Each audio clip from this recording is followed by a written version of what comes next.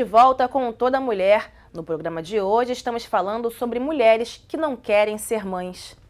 Maíra, antes da gente encerrar o bloco, eu achei que você falou uma coisa interessante, essa questão de ter um filho para cuidar de você na velhice, que você considera isso egoísmo até, né? Mas também tem muita gente que considera egoísmo uma mulher que não quer ter filho. Como é que você vê eu isso? acho engraçado.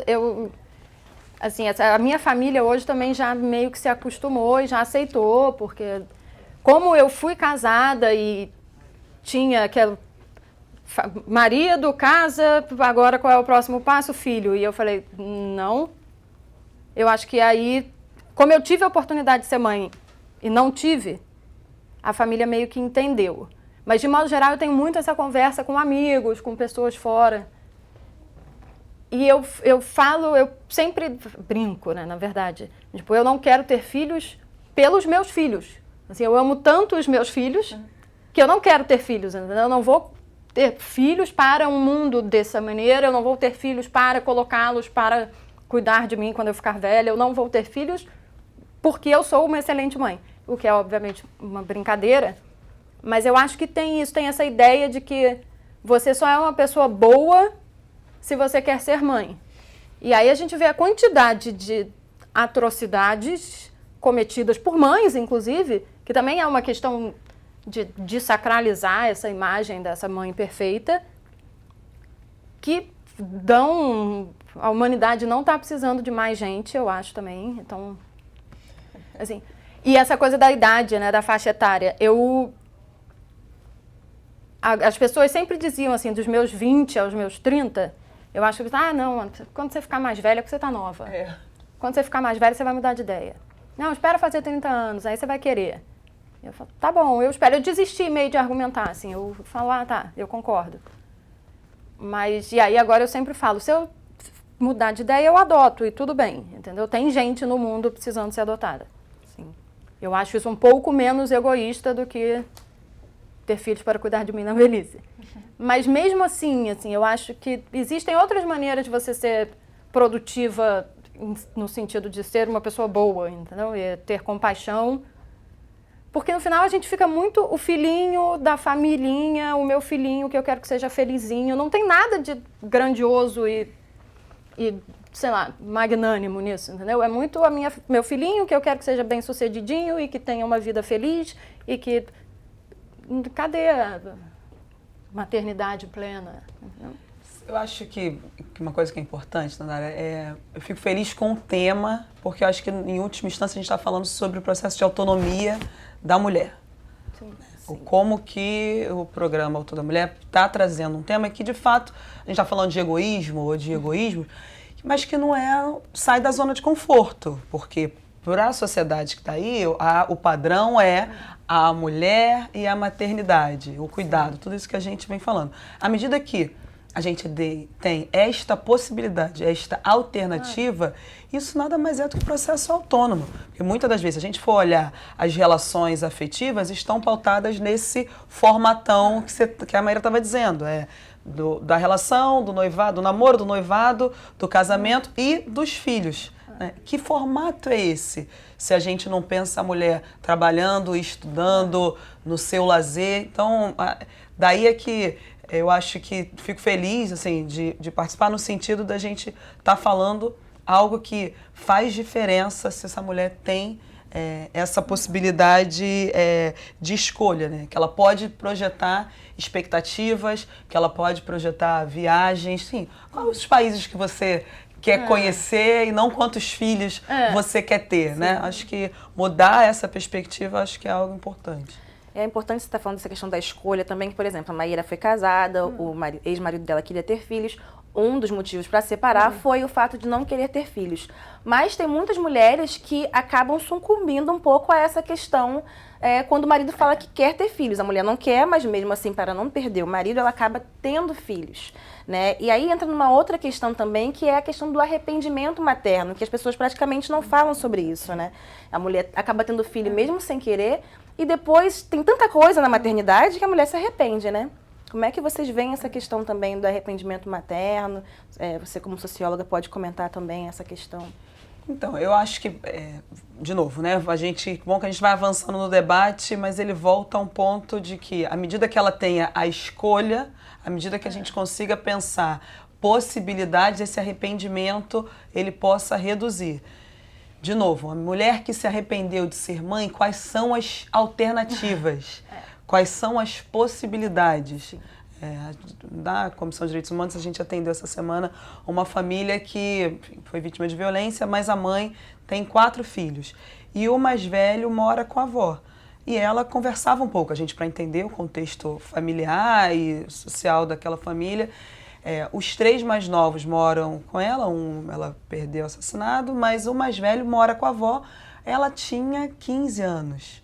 Ela estava ainda saindo do processo da adolescência, para cumprir um processo de adolescência, tem uma ótima relação com o filho, mas hoje, ela, por acaso tocamos nesse assunto, não de arrepender de ter sido mãe, mas de só hoje, já ele na adolescência e ela mais velha, eles conseguirem ter um trato e uma relação familiar que não foi possibilitada lá atrás.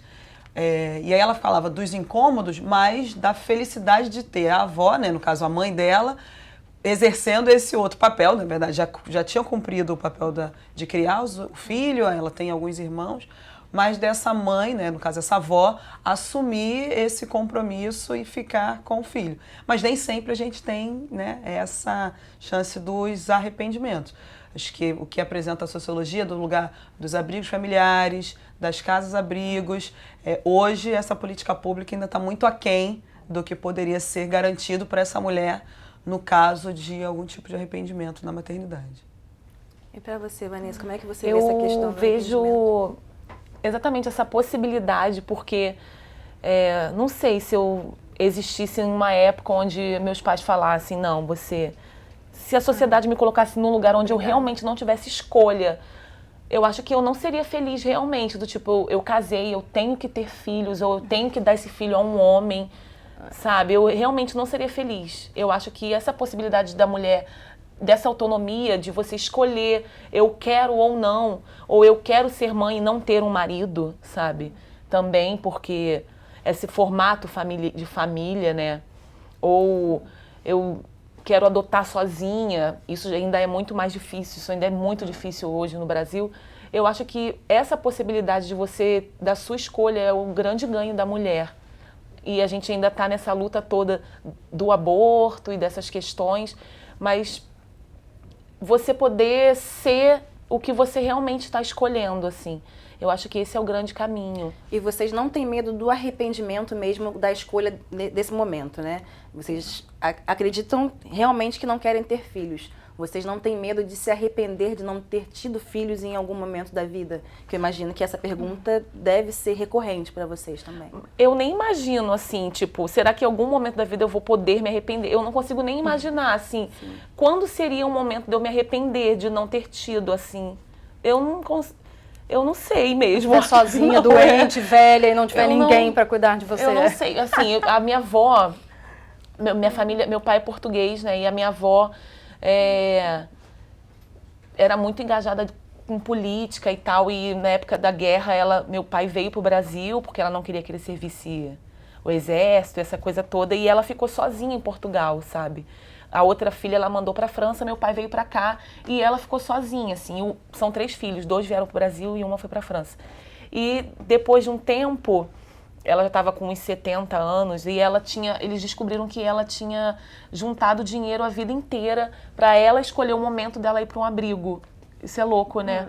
E ela falou, estou indo agora, chegou o momento, eu quero ir para esse abrigo. Eu escolhi, eu fui lá, esse é o abrigo que eu escolhi.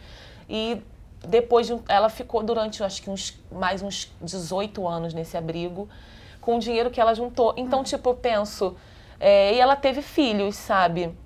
Mas, então, que momento da vida é esse que eu posso me arrepender? Eu não sei. Acha que isso não cabe pra você? Não consigo encontrar, assim. E você, Maíra? Eu acho muito difícil que eu me arrependa. Eu também tenho, assim, meu plano de velhice é um asilo. E se você pensar na questão da quantidade de dinheiro que se gasta até determinada idade de um filho, você pode fazer isso, economizar um dinheiro e ir para um asilo quando achar que está na hora, assim. E eu acho que...